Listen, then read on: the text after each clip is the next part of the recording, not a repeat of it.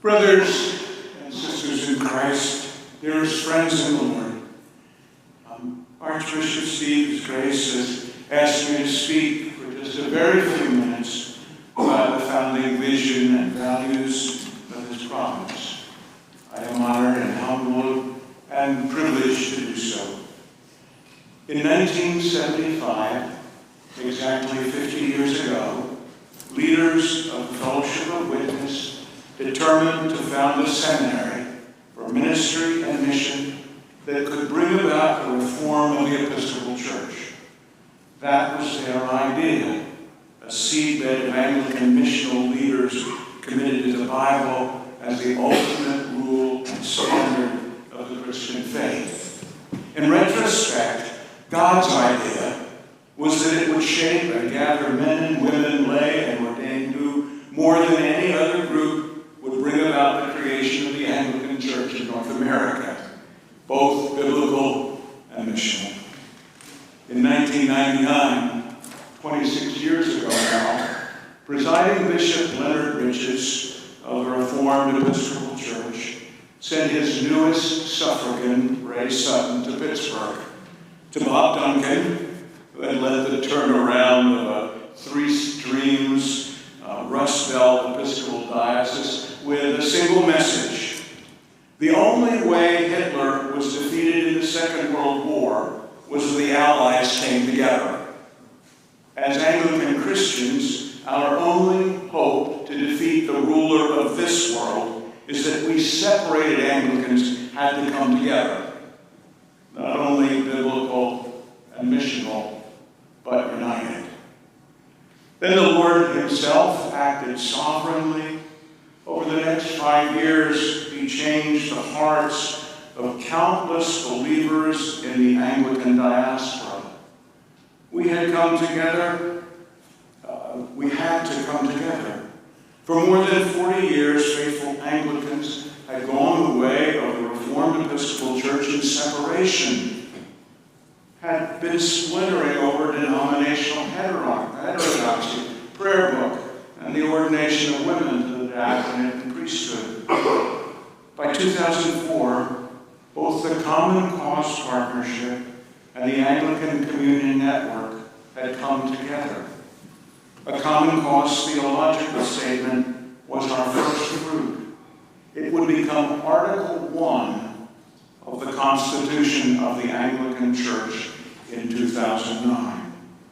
Moreover, by 2004, the first of the global lifeboats had been launched by Rwanda and Singapore.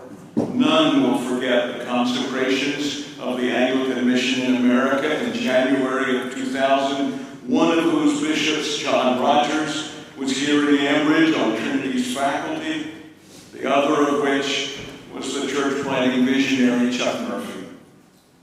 By 2004, the vision of the movement was set: biblical, missionary, and united.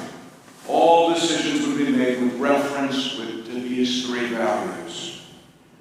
Two godly accommodations, that's what I like to call them, godly accommodations, were unanimously agreed and written into the Constitution and canons at the founding of the Anglican Church in North America in 2009.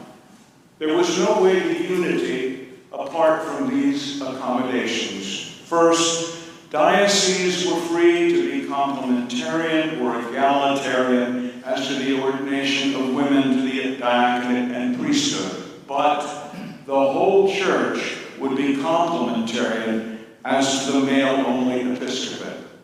Second, there would be overlapping diocesan jurisdictions as to the Reformed Episcopal Church, the 4 Episcopal dioceses, eventually 5, that realign, and the lifeboats emerging from Rwanda, Uganda, Kenya, Nigeria, Recife, and Southern Congo, all of whose symbols are around this dome. While discomforting to many, these godly accommodations are what has made our life possible, and what, given our fruitfulness and growth, unlike any other North American denomination, has consistently seemed to have had the Lord's hand of favor. Also baked into the DNA of our founding were these commitments. Congregations as the chief agency of the mission. Subsidiarity in practice, that is, doing at the most local level that which can be done effectively at that level. Financing by commitment to the tithe. Dioceses that serve their congregations, and a province that serves them both. An inverted leadership pyramid where what is at the bottom, the congregations, is at the top. A church that shapes, forms, includes, and empowers the next generation of leaders. And a province where conflict always seeks a win-win outcome. The final thing I would observe in this very brief summary of the early story that made us who we are today is that in 2009, we were also given a way to articulate our mission as a province. This articulation radically changed how we saw ourselves, what we talked about, what we were committed to, and what continues to draw so many hungry souls to us. We were and are called together to reach North America and the world with the transforming love of Jesus Christ.